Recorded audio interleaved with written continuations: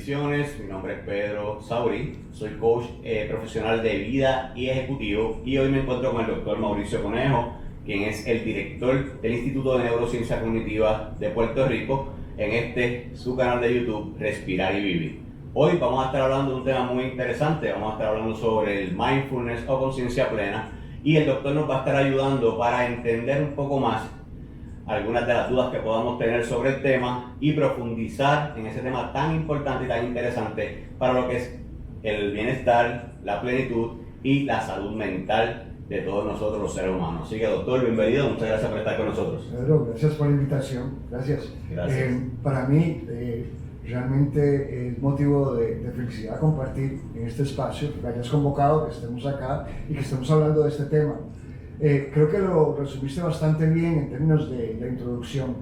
Mindfulness es algo que nos podría ayudar muchísimo, como una herramienta muy eficaz para muchas de estas cosas, para relajarnos, para el bienestar, para la salud. O sea que ahora mismo está en boca de todos, no solamente de los profesionales, es que todo el mundo realmente parece estar interesado en este tema de mindfulness. Y bueno, y aquí estamos para discutirlo de una manera más profesional, profunda y dentro de un contexto más científico, más académico.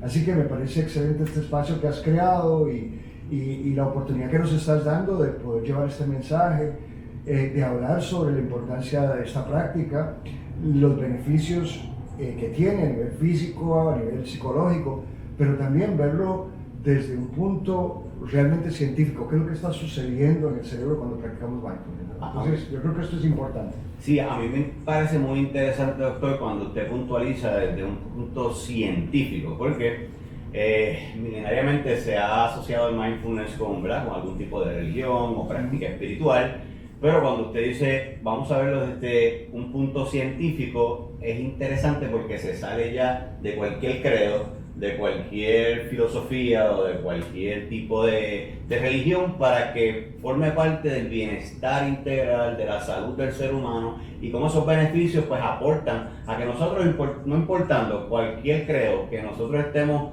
practicando, experimentando, viviendo, nos sirva. Correcto, totalmente. No podemos negar obviamente los orígenes del mindfulness, no podemos negar que sí se vincula particularmente con ciertas tradiciones, ciertas corrientes filosóficas, porque hay lugares geográficamente en el mundo donde las personas se han dedicado a desarrollar estas prácticas contemplativas. Sin embargo, es cierto que no es simplemente de un solo lugar y de una sola corriente filosófica. En realidad está en todo lado. Esto de la práctica contemplativa realmente es algo que le pertenece a la humanidad, ¿no? Es parte de nuestra propia conciencia. Y aunque es cierto que sí lo podemos vincular con ciertas corrientes filosóficas, particularmente orientales, en Occidente tenemos también una tradición fuertemente contemplativa. Lo más reciente, y yo diría lo más importante que ha sucedido en los últimos 40 años, es que la ciencia se ha interesado en investigar qué sucede en el cerebro de una persona que practica mindfulness, que sostiene la práctica contemplativa. Y recordemos, la ciencia no le interesa la pregunta de para qué, le interesa cómo funciona, ¿no? Realmente eso es lo que quiere entender la ciencia, ¿no? ¿Cuáles son los mecanismos que se ponen en función para que esto tenga el impacto que tiene, ¿no? Y ahí es donde entra la ciencia y ciertamente hemos tenido afortunadamente en los últimos 40 años científicos de mucho renombre que se han interesado en estudiar la práctica contemplativa y a raíz de eso pues tenemos muchísima información científica y muchísima evidencia científica de por qué esto funciona. Entonces, claro, ante la evidencia nos arrodillamos, obviamente. ¿Por qué? Porque, nuevamente, no estamos hablando de creencias, tampoco estamos hablando de mitos, estamos hablando de algo que tiene mucha evidencia científica, que ciertamente nos puede ayudar. Obviamente, si nos dedicamos a la práctica, si sostenemos la práctica y si la entendemos correctamente. Y bueno, como parte del Instituto de Neurociencia Cognitiva, nosotros hemos desarrollado todo un plan de formación para profesionales que quieran ser competentes en esta área. Yo soy producto de dos de las Claro, certificaciones de ustedes. Ahorita sí. vamos a estar abundando sobre eso. La realidad es que la experiencia con el Instituto de Neurociencia Cognitiva de Puerto Rico para este servidor, y yo sé para muchas personas, conozco otras personas que han participado del programa. Yo por lo menos participé del de Neurociencia Cognitiva Aplicada a la Educación, también del Neurociencia Cognitiva Aplicada al Mindfulness, y de verdad que es un programa rico en conocimiento, rico en práctica también. El doctor se encarga de que lo que está en la teoría se lleve a la práctica, practiquemos, ¿verdad? En el caso del mindfulness, podamos hacer práctica contemplativa y que podamos adentrarnos en el tema y vivirlo en carne propia. Y pues eso hace que nosotros pues estemos aquí hoy sentados, nos enamoremos del tema, nos sirva para todo lo que hacemos en la vida. De hecho, este podcast se llama Respirar es vivir mindfulness y el cerebro en calma. Y yo quisiera preguntarle, doctor, cuando hablamos del cerebro en calma, hoy en día, ¿qué dicen las estadísticas sobre la generalidad de las personas? ¿Realmente están viviendo con un cerebro en calma o no es lo normal? Bueno, la evidencia, y no toma mucho como para darnos cuenta, vivimos una vida muy ajetreada, vivimos corriendo, vivimos constantemente en apuros, sentimos que el tiempo no nos alcanza, sentimos que no somos productivos, sentimos que se nos quedan muchísimas cosas en el tintero, muchas cosas por hacer y pareciera que no nos alcanza el tiempo como para hacerlas. Eso nos genera muchísima ansiedad y obviamente cuando la ansiedad está presente, pues el cerebro no puede estar tranquilo, no puede estar en calma. De hecho, yo diría que la razón por la cual hoy en día hay tanto interés en esto del mindfulness es respuesta precisamente a la vida tan ajetreada que estamos llevando con la modernidad. O sea, se supone que hoy en día pues podemos disfrutar de tiempo de más ocio, que podemos disfrutar de tiempo con la familia, pero la realidad es que cada vez esas oportunidades se dan menos. ¿Por qué? Porque estamos constantemente como que nos lleva la corriente hacia muchísimas distracciones. Tenemos un cerebro extremadamente distraído. Ese cerebro distraído en neurociencia se conoce como el Default Mode Network. Y cuando no estamos necesariamente focalizados y estamos dispersos y estamos multitasking, lo que está sucediendo realmente es que pues, estamos en un proceso donde andamos ensimismados, contemplando nuestros propios pensamientos, haciendo los problemas más grandes aquí adentro que lo que son realmente afuera, y sobre todo andamos sufriendo altos niveles de ansiedad. O también lo otro que está sucediendo con la modernidad es que andamos sufriendo depresión. Entonces, el resultado de todo esto, obviamente, es un cerebro que no ha logrado esa calma, no ha logrado ese silencio interior, ¿no? No es necesariamente que el mindfulness nos proponga silenciar la mente, porque no se trata de eso, pero sí por lo menos observar lo que está sucediendo en nuestra propia mente. Los pensamientos corren uno para otro, es como se le llama, como un mono que brinca de rama en rama, ¿cierto? Bueno, la idea es, con la práctica contemplativa del mindfulness, observar esa tendencia que tiene nuestra mente de una manera muy espontánea generar pensamientos, y esos pensamientos al final nos enganchan, nos arrastran, nos llevan, finalmente nuestra mente anda dispersa por ahí y nosotros andamos patinando en nuestros propios pensamientos. Claro, entonces el mindfulness nos propone algo relativamente sencillo pero muy eficaz, es de alguna manera ser muchísimo más objetivos con nosotros mismos, observar, casi como en tercera persona, eso que está sucediendo en nuestra mente. No necesariamente silenciarlo, sino observarlo. Y durante ese proceso de observación, entonces, saber desarrollar un tipo de metaconciencia donde sabemos que nosotros no somos esos pensamientos, que nosotros no somos necesariamente esas emociones, que nuestra conciencia es capaz de observar eso que está sucediendo.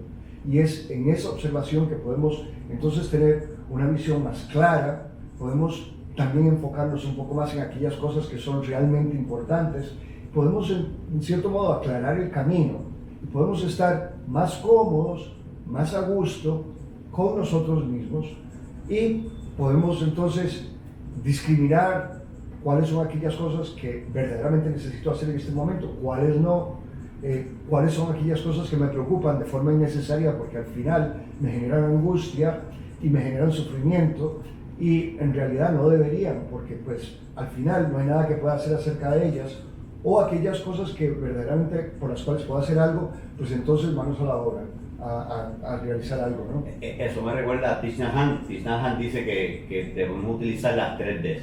Las 3D que él dice es detecta o detente, detecta y entonces desvíate. Entonces cuando él dice desvíate, lo que usted está diciendo es detecta, detente, analiza ese pensamiento y desvíate. Muchas personas pudieran pensar que desvíate es no enfrentar una situación. La realidad es que no. Cuando él dice desvíate es enfréntala de la mejor manera, de la manera más constructiva, porque pudieras enfrentarla de una manera impulsiva, destructiva, porque la amígdala disparó una emoción que te lleva a destrucción, o pudieras enfrentar la situación de una manera diferente, constructiva, desde el lóbulo frontal. Y en estos días pasó algo en Puerto Rico muy trágico, doctor, en donde un padre fue y asesinó a su yerno porque su yerno golpeó a su hija. Pensando en eso, ¿pudiera haber sido eso un detonante de cómo la amígdala toma control del lóbulo frontal y una persona puede cometer algo como eso, mientras que si practicara el mindfulness, la conciencia plena, la respiración, pudiera fortalecer su lóbulo frontal para accionar mejor ante una situación así? Pues son muchísimos los casos donde viene bien hacer esa pausa antes de actuar, y sobre todo antes de actuar de manera instintiva y antes de reaccionar como normalmente reaccionamos. Yo creo que si hay algo que el mindfulness confiere es esa capacidad de detenernos, de hacer esa pausa consciente, de respirar, y obviamente en ese momento se nos abre la posibilidad de actuar de una manera diferente y no la manera como instintivamente queremos actuar, ¿no? Pienso que a todos nos viene bien cultivar esta práctica, porque se ha comprobado a nivel científico que el mindfulness es un excelente regulador emocional. Bueno, y esto se explica a nivel neuroanatómico. Las emociones se procesan mayormente en el sistema límbico, la parte subcortical del cerebro. En esa estructura del sistema límbico se encuentran, como bien dijiste, estas dos amígdalas cerebrales. Son las que se activan ante cualquier cosa que atente contra nuestra existencia. Y entonces nos hace reaccionar, ya sea luchando o huyendo, ¿cierto? Y para ello prepara nuestro organismo, lo prepara fisiológicamente, lo va a preparar. El mindfulness, al actuar directamente sobre la corteza prefrontal, fortalece esas habilidades de metacognición, fortalece esas habilidades de observación, fortalece también esas habilidades de pasar juicio y también de responder correctamente ante las situaciones y no dejarnos arrastrar o llevar por la emoción que está generando la situación. A todos nos viene bien, porque de alguna manera todos en algún momento hemos sentido como que la perdimos, como que se nos fue, ¿no? Y eso es normal, porque es de humanos. Metimos la pata, decimos. Claro, pero la realidad es que esta práctica nos ayuda definitivamente a lograr ese equilibrio y ese balance emocional, porque es un mediador. De hecho, nos permite desarrollar habilidades para poder mediar entre las emociones, la respuesta y, obviamente, todo lo que está sucediendo a nivel externo, ¿no? El mindfulness, en realidad, lo podemos definir muy sencillamente, y de hecho no es una definición necesariamente mía, es una definición que escuché y que me parece muy sencilla pero muy acertada. El mindfulness en realidad es una práctica de atención y de percepción. Cuando hablamos de atención, obviamente estamos reclutando procesos atencionales propios del cerebro, que es parte de las funciones ejecutivas, y que se procesan mayormente en el lóbulo frontal, específicamente la atención en la parte de la corteza prefrontal dorsolateral. ¿Ya? Y cuando hablamos de percepción estamos hablando de la ínsula, que también es una estructura subcortical que se encarga de la propriocepción y de la interocepción. Por lo tanto, cuando hablamos de mindfulness, siendo un ejercicio específicamente de atención y de percepción, estamos literalmente hablando de que es un ejercicio donde presto atención con intención. Es decir, voy a escoger un foco atencional. Y generalmente ese foco atencional es la respiración. ¿Ya? La respiración tiene una fisiología muy particular y podemos sentir la respiración, podemos sentir ese vaivén, podemos sentir cómo se expanden los pulmones, podemos sentir el aire que entra. La respiración nos acompaña constantemente. Al activar esas sensaciones y nosotros estar más pendientes y atentos a esas sensaciones de la respiración, activamos también la ínsula, la parte anterior de la ínsula. que como dije, pues se encarga de procesar las sensaciones de propiocepción, interocepción y demás. Esta definición tan sencilla, un ejercicio de atención y un ejercicio de percepción, nos permite ser muchísimo más objetivos con nosotros mismos. Es decir, nosotros con la práctica contemplativa del mindfulness lo que hacemos es que cultivamos un espacio, nos damos nosotros el espacio, tanto físicamente como mentalmente, para poder observarnos y observar todo lo que está sucediendo a nuestro alrededor, pero sin juzgarnos, ¿no? Si la mente está muy activa, reconocemos que la mente está muy activa. Si solamente pudimos concentrarnos por un segundo, por un breve segundo en la respiración, pues qué bien, eso ya es ganancia, porque en el mindfulness no hay necesariamente una meta particular, no hay nada que lograr, es estar, es sentir, vivir este momento. Utilizando esa parte que dice que nos hacemos conscientes de la respiración, ya eso es ganancia. ¿Qué sucede en el cerebro cuando respiramos de manera consciente? ¿Qué está pasando? Debemos reconocer que la respiración está vinculada a estados emocionales. Okay. Cuando andamos ansiosos, nuestra respiración cambia. Se altera. Sin embargo, cuando estamos tranquilos, relajados, nuestra respiración también se vuelve más abdominal.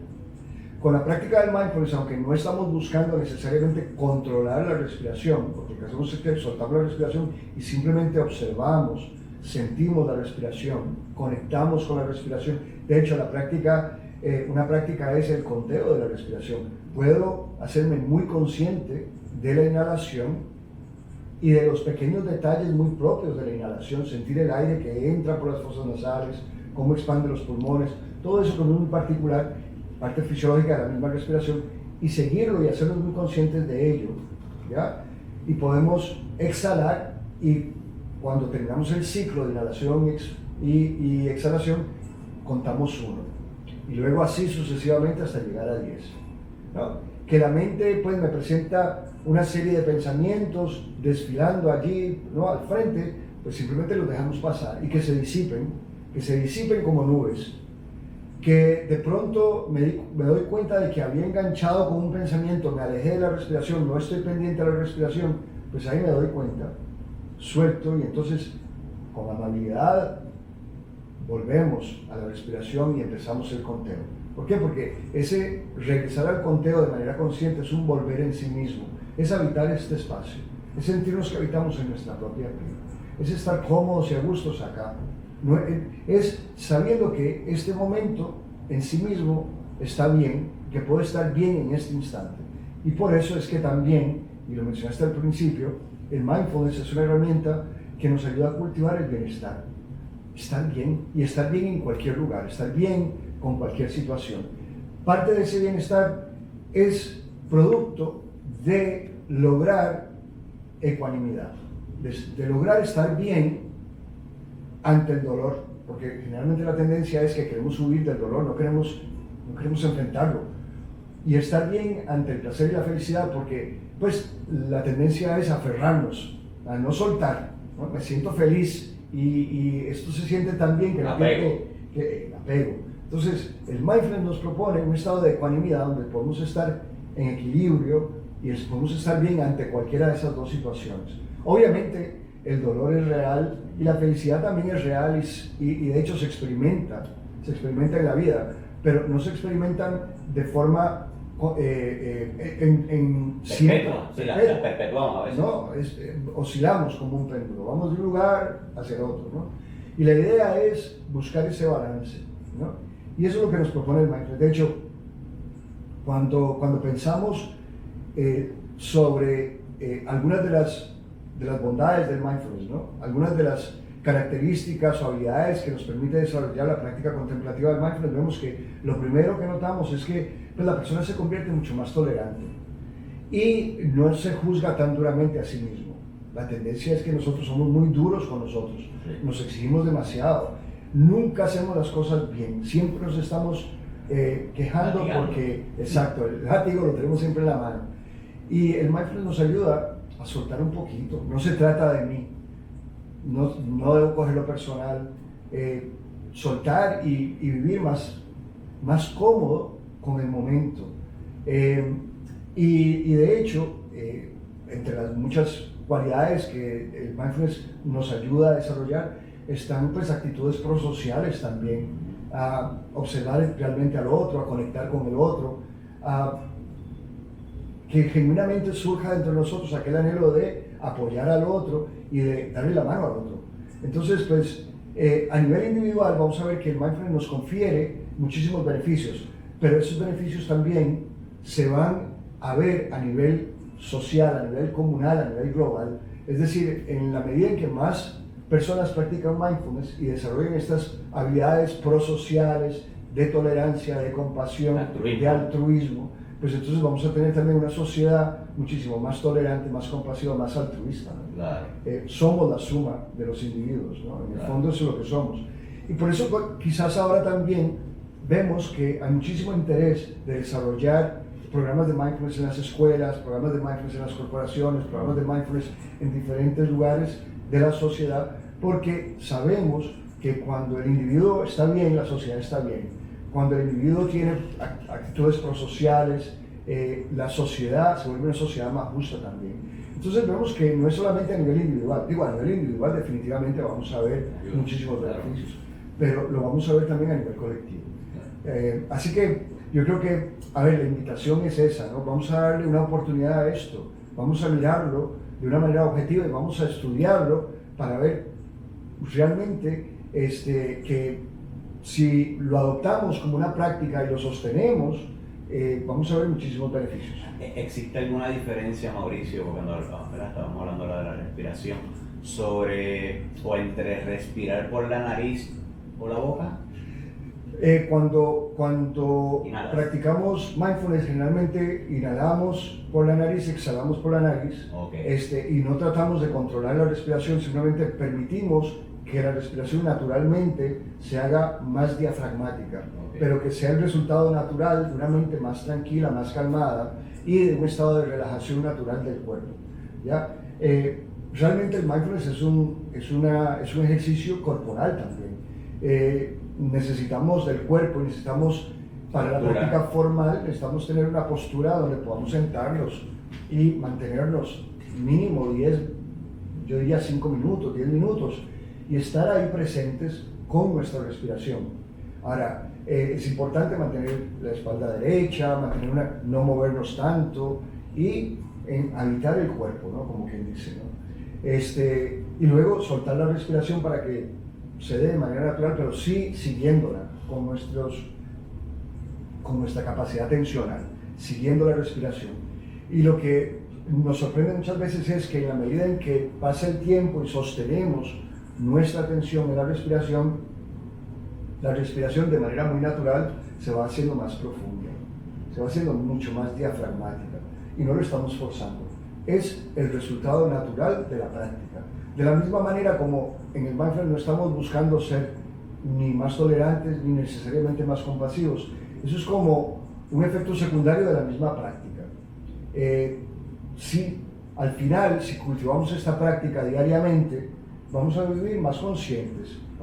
La tendencia va a ser que el día a día lo vamos a vivir de manera más consciente. Y significa que lo disfrutaríamos más. Claro, y vamos a sentir que tenemos más tiempo, y vamos a sentir que estamos haciendo aquello que se alinea con lo que queremos, y por ahí vienen todas estas otras cosas. Cuando dices que la respiración se vuelve más profunda, es como si fortalecieras esa capacidad.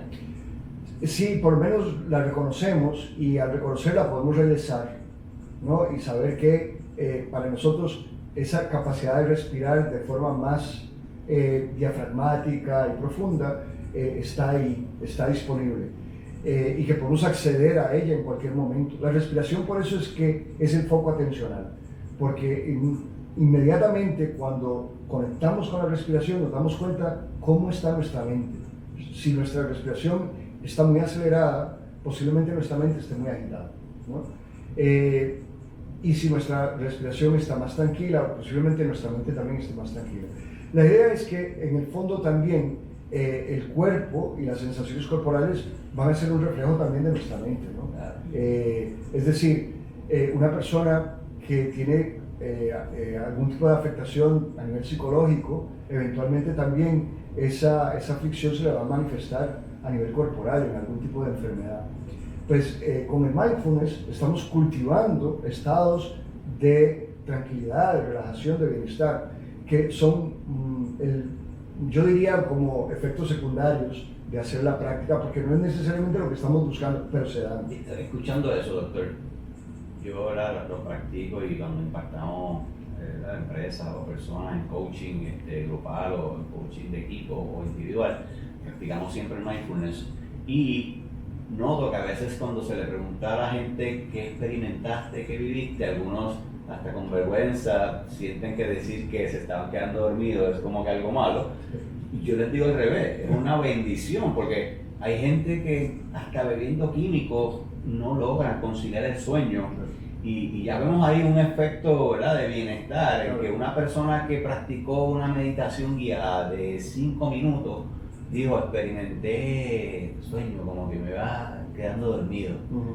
Eso es un beneficio, ¿sí? Claro, mínimamente la persona se dio cuenta de que posiblemente necesitaba dormir más, de que posiblemente no durmió lo suficiente, y ya eso es un beneficio. Me hice consciente de que mi cuerpo necesita descansar, necesita dormir, ya eso es un beneficio. Claro. Así que definitivamente, y yo creo que en realidad, y volviendo un poco más al tema de la neurociencia y los beneficios a nivel físico, por ejemplo, una persona ansiosa, una persona que anda deprimida, pues es una persona que difícilmente concilia el sueño, posiblemente también tiene problemas alimenticios, tiene probablemente también dolores musculares, contracturas, o es más propenso a tener ese tipo de situaciones.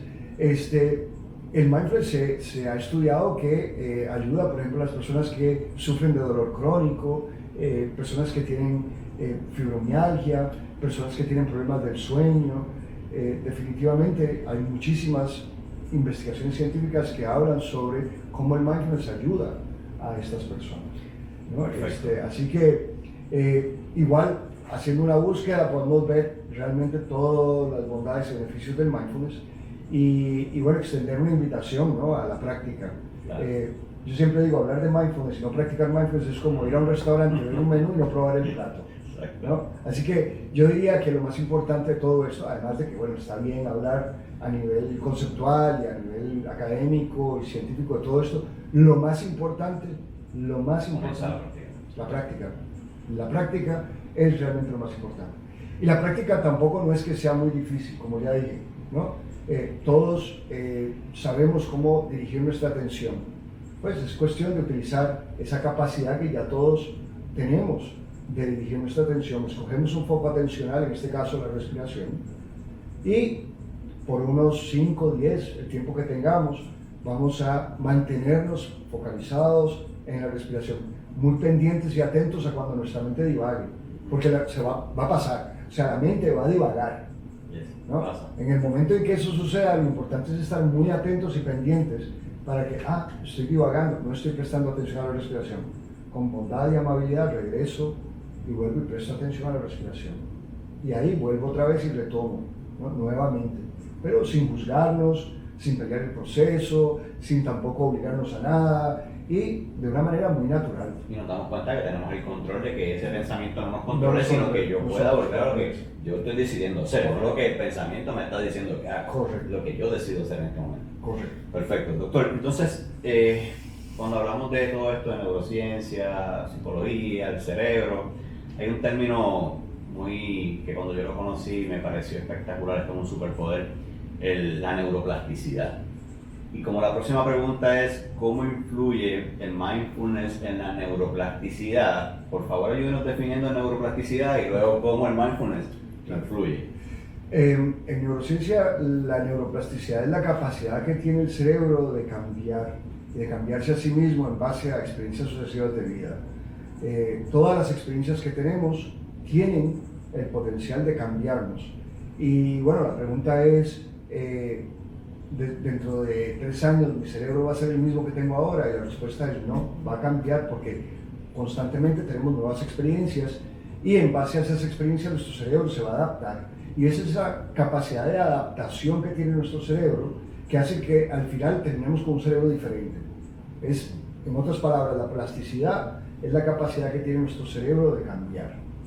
Ahora bien, para mí, y esto yo lo digo muchísimo, lo digo en mis clases y lo digo cuando tengo la oportunidad de hablar sobre neuroplasticidad, yo siempre digo que neuroplasticidad para mí es sinónimo de esperanza, porque si no existiera la neuroplasticidad, nosotros no podríamos cambiar, simplemente no podríamos cambiar. Por eso yo digo que es un superpoder. Claro, es la capacidad de que nosotros podemos cambiar a nivel neuroanatómico, a nivel neurofisiológico y también a nivel conductual.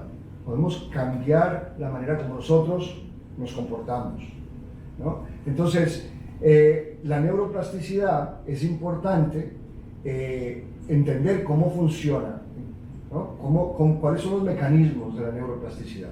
Bueno, obviamente las experiencias tienen un impacto importante en la neuroplasticidad. Una persona que sufre un trauma transforma su cerebro. Eso es neuroplasticidad también. Claro, una neuroplasticidad que le va a dar experiencias negativas, que le va a dar una sensación posiblemente de angustia, ¿no? Por ser un trauma. Pero las experiencias positivas también generan neuroplasticidad. Y hay muchísimas cosas que nosotros podemos hacer para propiciar, promover la neuroplasticidad en nuestro cerebro.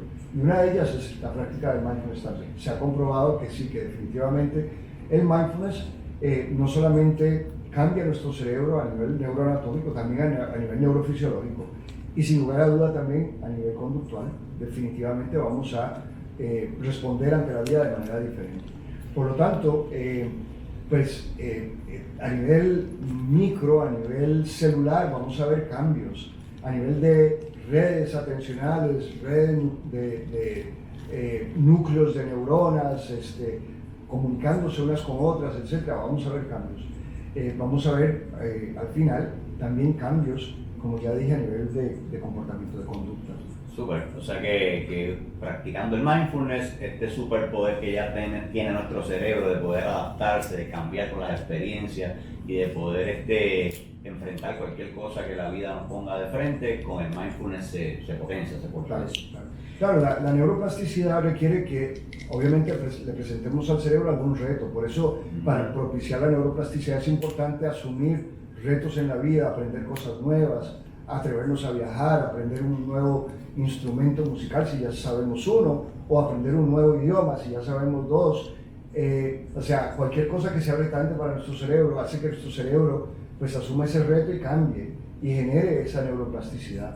En el caso del mindfulness, pues para muchas personas es retante sacar tiempo, sentarse, observar su proceso de pensamiento y demás, pero al final realmente estamos impactando ese cerebro, lo estamos cambiando. Y lo que vamos a ver es que al final, después de un tiempo, quizás la persona dice, ahora me puedo concentrar un poquito más, ahora puedo estar más tiempo dedicado a una misma tarea. Es decir, puede ver el resultado en el día a día, ¿no? Y esa es la idea, lo que estamos cultivando con la meditación, en algún momento tenemos que verlo reflejado en lo que hacemos día a día. Y de hecho, ayuda también a cuando ya nosotros tengamos una edad más adulta, podamos tener una mejor, en la clase usted lo mencionó con el ejemplo de las monjas, en donde reserva cognitiva, sí, en donde esa reserva cognitiva está mucho más fortalecida porque permitimos que la neuroplasticidad, ¿verdad?, a través de las experiencias y con la práctica de mindfulness, fortaleciera esa reserva cognitiva para que deseara ese estudio que usted nos presentaba que las personas, estas monjas, pues tenían Alzheimer y no presentaban síntomas. Exacto, tenían todos los marcadores biológicos de la enfermedad, pero no presentaban olvidos, no presentaban desubicación, afasias, no, vivieron una vida normal, ¿no? Y la única manera de poder explicar por qué los síntomas no aparecieron en estas personas, a pesar de que tenían los marcadores propios de la enfermedad, es que tenían una alta reserva cognitiva. Y eso es un tema que podemos discutir también más adelante sobre la marcha, ¿no? Perfecto. Así que tenemos mucho por delante, tenemos muchos temas interesantes. Así que este es un espacio genial para poder hablar sobre estos temas y generar también interés sobre estos temas. Claro que sí, doctor.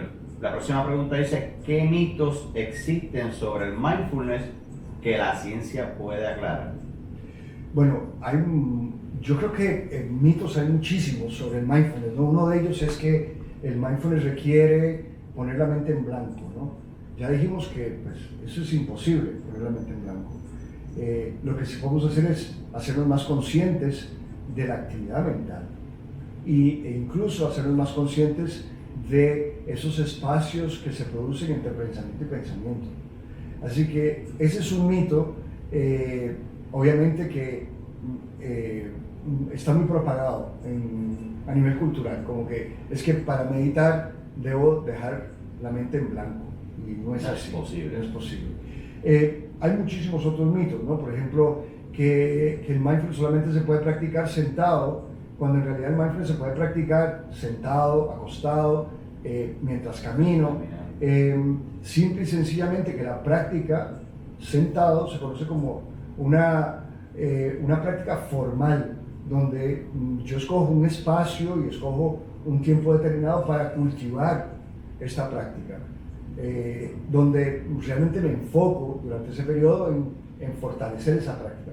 Pero luego, durante el día a día, debemos tener momentos donde, traemos nuestra conciencia de lo que estamos haciendo, obviamente, ¿no? Y en ese libro que mencionaste de Thich Nhat Hanh, hay un libro que se llama El milagro del mindfulness. Él habla sobre la importancia de traer a los momentos del día a día nuestra conciencia para estar verdaderamente presentes en lo que hacemos y no estar divagando. Mientras estoy haciendo algo acá, estoy pensando en otra cosa acá. Pues la idea es que con la práctica del mindfulness podamos estar atentos y pendientes a lo que estamos haciendo en el momento, en el día a día. Y esas prácticas son prácticas informales de mindfulness que se pueden dar a través de todo el día.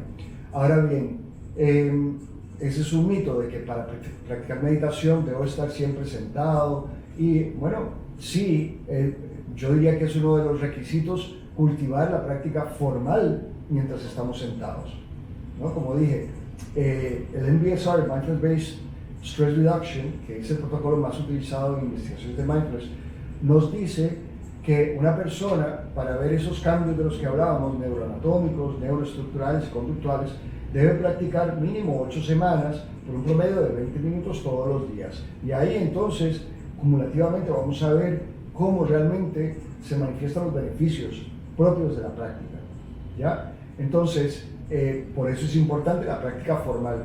Pero igualmente, durante el día a día, sacar esos espacios de respirar, de conectar con la respiración, de verificar dónde está mi mente. ¿Estoy realmente entregado a lo que estoy haciendo? ¿O mientras estoy haciendo esto, estoy haciendo otra cosa y mi mente está por otro lado? ¿Estoy desfasado mentalmente o estoy alineado? ¿No? Estoy alineado, mi conciencia, ¿dónde está? Porque donde está mi atención, ahí está mi conciencia. Claro. ¿No?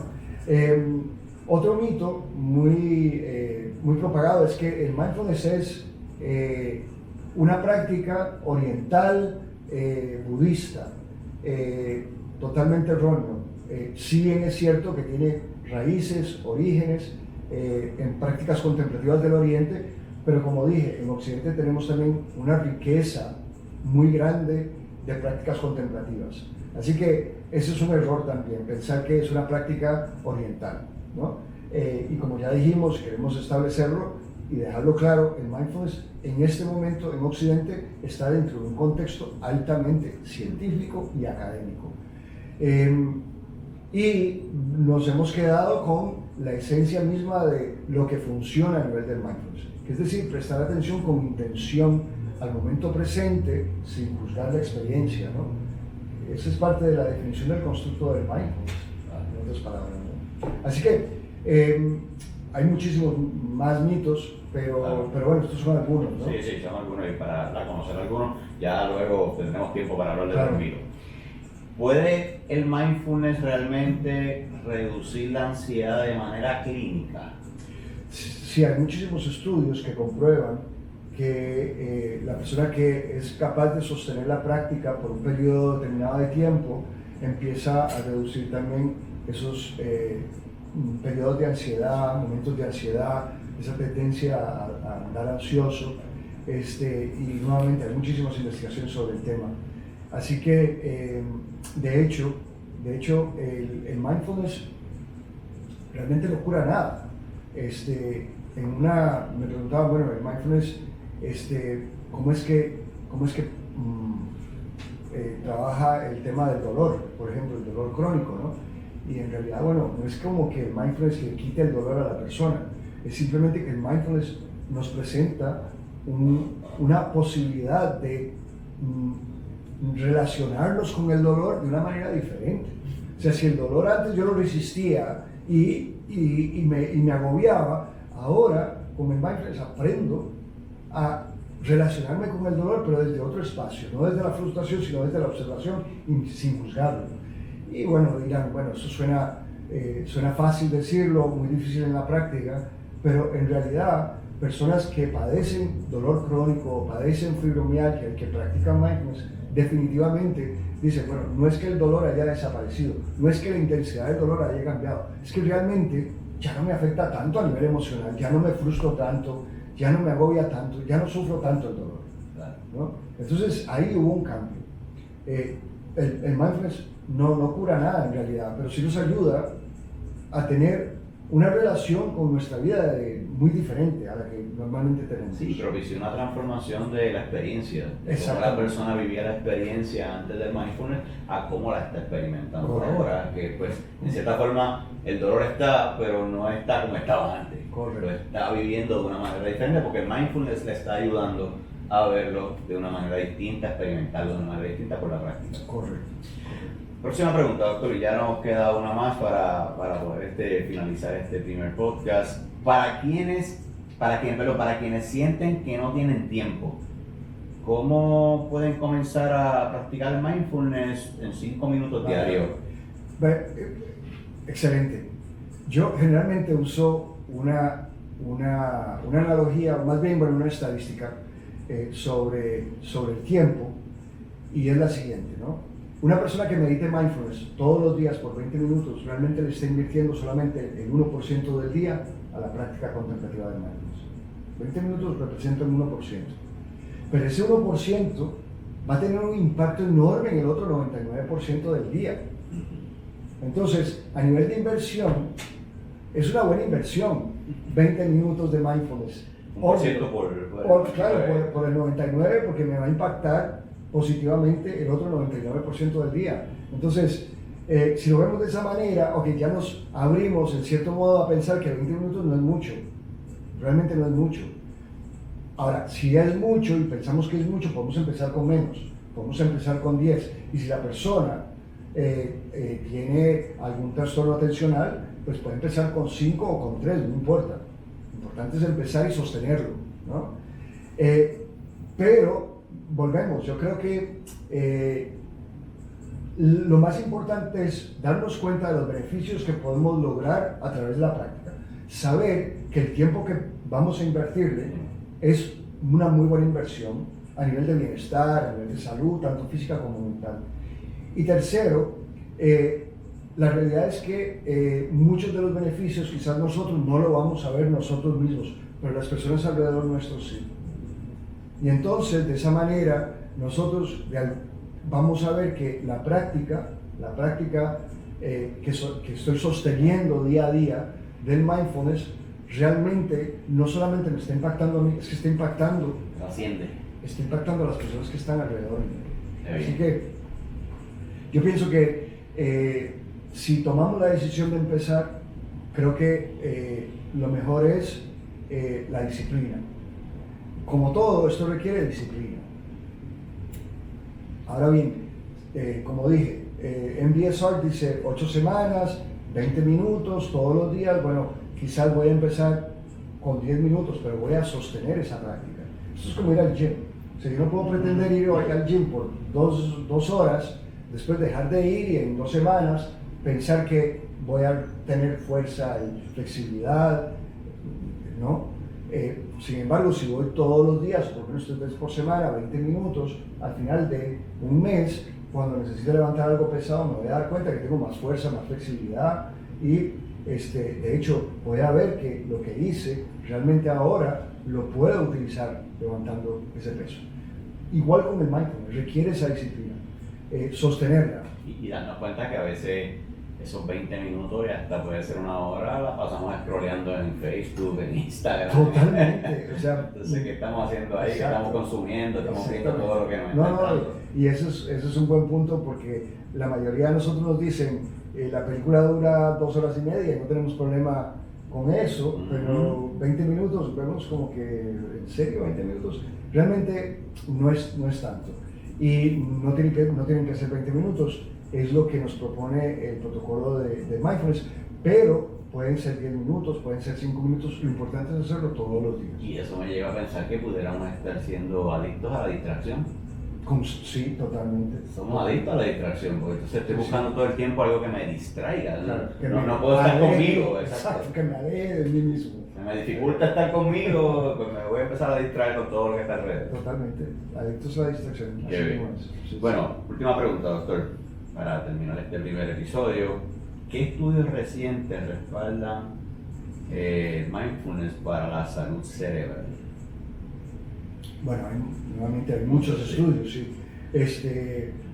A ver, voy a hablar de unos estudios que para mí son importantes, que se están llevando a cabo, que tienen que ver mayormente con los telómeros de los cromosomas y cómo las personas que practican mindfulness, cuando se miran los telómeros de sus cromosomas, tienden a ser más largos, y eso lo que nos dice es que pues hay un vínculo entre la práctica del mindfulness y la longevidad. Y a mí me parece muy interesante ese estudio. De hecho, es un estudio que fue liderado por una investigadora conocida como Perla Kaliman en Madison, Wisconsin, en el laboratorio de Richard Davidson. De la Universidad de Madison, Wisconsin, precisamente de Richard Davidson, salen constantemente investigaciones súper interesantes sobre el efecto del mindfulness a nivel cerebral. Una de ellas es que pues, las ondas cerebrales propias de una persona que experimenta mindfulness es más o menos de 40 Hertz, y eso lo que nos dice es que es una persona que está viviendo una vida realmente focalizada, ¿no? Porque esos estados se correlacionan con una persona que está realmente como que enfocada en lo que está haciendo, ¿no? Hay un libro muy interesante que se llama Altered Traits, o Rasgos Alterados, Goldman y Richard Davidson, exactamente. Y ahí pues se narran muchas de estas investigaciones. Así que pues nada, la ciencia está avanzando cada vez más en este terreno. Y nuevamente una búsqueda nos va a dar cantidad de publicaciones. Yo diría desde hace unos 15 años para acá, la psiquiatría, la psicología se ha interesado mucho en esto del mindfulness. Paul Fulton escribió el libro de meditación y psicoterapia junto con unos colegas, y ese libro se ha convertido en un libro de texto, literalmente. Y ahí también, a nivel de trastornos psicológicos, etcétera, pues podemos encontrar muchísima información. Muchas gracias, doctor. Bueno, pronto vamos a estar trayendo el segundo episodio, tercero, tenemos varios episodios y vamos a seguir trayendo este canal de bienestar, respirar y vivir para el beneficio de todos ustedes. Invitados tan conocedores como el doctor van a estar con nosotros. Pero antes de irnos, queríamos anunciarle, tenemos un evento el próximo 16 de agosto de 2025 en el Jardín Botánico de Río Piedras, en la Capilla de los Bambúes. Allí va a estar con nosotros el doctor en ese evento que se titula de la misma manera, Respirar y Vivir. Va a ser un evento de mindfulness, pero también de sound body therapy, aplicado también a estar consciente, ¿verdad? Y pleno en conexión con el sol, y va a haber una meditación guiada ahí. Doctor, va a estar allí con nosotros. ¿Qué le parece la iniciativa de poder abrir la oportunidad al pueblo, a la sociedad, a la gente, de que puedan tener estos espacios para que practiquen, comiencen a conocer el mindfulness, comiencen a poder conectar, porque va a ser en la naturaleza también, no va a ser en un salón, sino que vamos a tener una conexión directa con la naturaleza y con la experiencia del mindfulness? Pedro, yo creo que es una gran oportunidad, porque es acercarnos al mindfulness desde la experiencia. Aquí lo hemos tocado un poco más desde, obviamente, el concepto, ¿no? y la teoría. En este evento que estás proponiendo, pues la idea es practicar juntos, poder escuchar a los demás sobre su experiencia, poder aportar también con algunas aclaraciones puntuales sobre la práctica, abrirnos a la posibilidad de practicar primero en grupo y luego cada uno individualmente, abrirnos a diferentes prácticas, ya sea sentados, caminando, prácticas formales, prácticas informales, es una gran oportunidad y yo espero que pues, nos acompañen definitivamente. Claro que sí, el evento está pautado de 8 de la mañana a 12 del mediodía. Como ya dice el doctor, van a haber diferentes ejercicios de práctica. La idea es que ustedes y nosotros podamos hacer comunidad también dentro de lo que es el tema del mindfulness y pensar en que es algo que nos va a ayudar a nuestro bienestar, nos va a ayudar a nuestra salud mental, a nuestro crecimiento integral como seres humanos. Y pues los esperamos allí. Algo bien importante que no se nos puede quedar, doctor, ayúdenos, ¿dónde estamos hoy? Que yo sé que aquí también yo cogí clase, ¿verdad? Tomé clase con usted. ¿Dónde estamos? Háblenos del Instituto también de Neurociencia, háblenos de las certificaciones que el Instituto ofrece a la comunidad para que se preparen y la misión y visión, que yo sé que es una misión y visión bien bonita, ¿verdad? Y yo sé que usted quiere que esto no solamente lo puedan hablar y experimentar los doctores, sino que haya una conciencia más esparcida sobre el tema. Adelante. Gracias Pedro y gracias por la oportunidad de hablar del instituto. Actualmente nos encontramos en el Fideicomiso de Ciencia, Tecnología e Investigación y estamos siempre muy agradecidos con el Fideicomiso porque siempre nos han apoyado de la misma manera con el Recinto de Ciencias Médicas de la Universidad de Puerto Rico, que es la entidad que acredita todas las formaciones que nosotros ofrecemos a través del instituto. Tenemos una relación de muchos años con el Recinto de Ciencias Médicas de la Universidad de Puerto Rico. Todas las certificaciones que nosotros ofrecemos están acreditadas tanto por el recinto como por el instituto y también por las juntas examinadoras del Departamento de Salud. Así que pues los profesionales pueden optar por créditos de educación continua para renovar su licencia profesional. Y aunque están pensadas las certificaciones en profesionales de la salud, realmente no excluye a ninguna persona, porque cualquier persona que se interese, que quiera genuinamente aprender más sobre el cerebro, puede acceder a formarse con el Instituto de Neurociencia Cognitiva. Así que bueno, tenemos, como habías dicho al principio, 3 certificaciones. Ofrecemos la certificación profesional en Neurociencia Cognitiva aplicada a la educación, la certificación profesional en Neurociencia Cognitiva aplicada al mindfulness y la certificación profesional en Fundamentos de Neurociencia Cognitiva y Neuropsicología. Cada una de estas certificaciones pues, tiene un componente de clases, algunas de ellas son a través de videoconferencia sincrónica, otras son a través de conferencias y clases presenciales. Muchas de ellas las llevamos a cabo acá en el Fideicomiso. Además, en el caso de la certificación de mindfulness, al final del curso tenemos un retiro de 3 días, que es la parte más también vivencial, ¿no? De experiencia con la práctica. Luego la certificación de neuroeducación, pues es una certificación donde igual nos acercamos a la práctica del mindfulness porque pues vemos el beneficio a nivel de el sistema educativo, así que a los participantes les ayudamos para que adquieran esas habilidades durante la certificación, pero ahí trabajamos mayormente cuáles son las estrategias que potencian a que el cerebro aprenda mejor. Y la de Fundamentos de Neurociencia Cognitiva y Neuropsicología pues ya es un poco más especializada, y ahí entramos en enfermedades neurodegenerativas, ahí entramos también en algunos trastornos, ahí pues profundizamos muchísimo en neuroanatomía, neurofisiología, y la verdad es que contamos con profesionales muy reconocidos a nivel internacional. Contamos con personas que han aportado muchísimo al mundo de la neurociencia. Somos muy afortunados realmente de contar con todas estas personas que apoyan al instituto. El instituto es una organización sin fines de lucro. Colaboramos de forma voluntaria para el instituto y obviamente tenemos muchísima credibilidad por el trabajo que hemos logrado y porque pues llevamos 10 años realmente ofreciendo certificaciones. No, y Paul Fulton nos dio clase a nosotros, claro, de mindfulness, Vicente Simón. Vicente, claro. Rick Hanson escribió el libro Buddha's Brain, que es un escritor importante, neurocientífico, muy reconocido. Bueno, muchísimas personas a ese nivel que colaboran con nosotros en el instituto, y eso obviamente nos da credibilidad, y el hecho de que pues, el vínculo tan fuerte que tenemos con el recinto también. Lo ven, esto es una gran responsabilidad y lo asumimos de esa manera. La formación que nosotros ofrecemos es rigurosa, por lo general pues son grupos pequeños, es muy personalizado,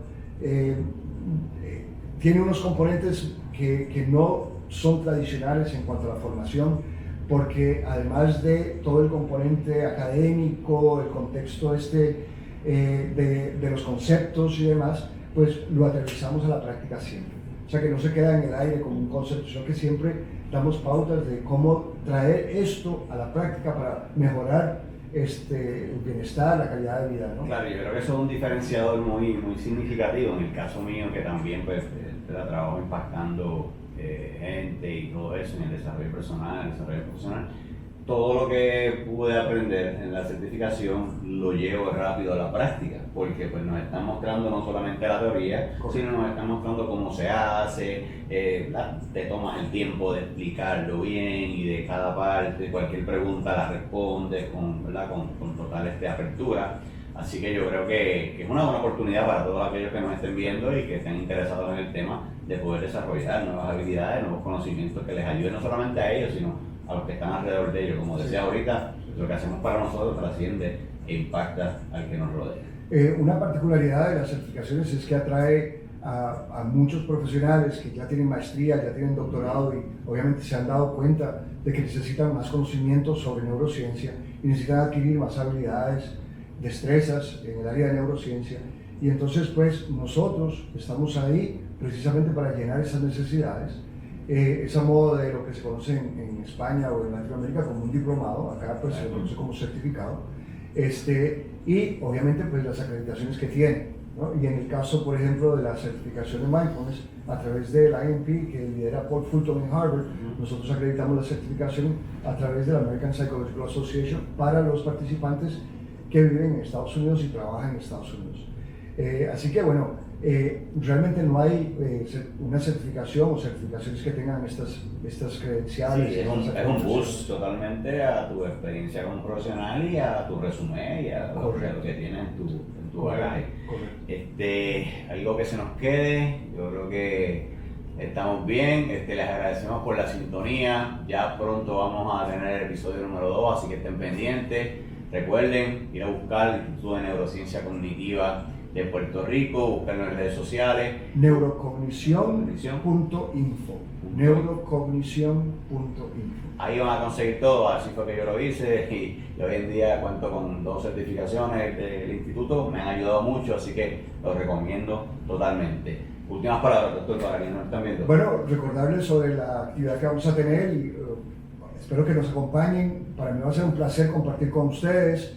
Y Pedro, nuevamente reiterar mi agradecimiento por este espacio, creo que es un espacio importante y aquí estamos apoyando y con mucho compromiso. No, el agradecimiento es para usted, doctor, porque la realidad es que sí, nosotros en nuestra misión de poder llevar bienestar y poder llevar crecimiento integral, pues tenerlos a ustedes como aliados, pues no hay mejor aliado. Yo cuando al principio le hice el acercamiento, yo decía, esperemos que me diga que sí, porque pues sabemos de la calidad que el instituto a través de todos sus profesionales lleva, y poder contar con ustedes en esto que estamos haciendo, en esta iniciativa, es sumamente importante para nosotros, así que el agradecimiento también. Surge realmente esta iniciativa de ustedes, surge realmente de un deseo genuino de ayudar a impactar a la sociedad, y ahí nos alineamos sin lugar a duda. Además de que por el hecho también de que ya habías pasado por el proceso de la certificación, claro, conocías cómo trabajamos y demás, yo creo que ha sido un momento muy importante donde realmente nos alineamos en propósito y ahí estamos realmente apoyándonos, ¿no? Igual, gracias por el apoyo, gracias por hablar con nosotros. Muchas gracias, doctor. Genial. Nos vemos pronto, gracias.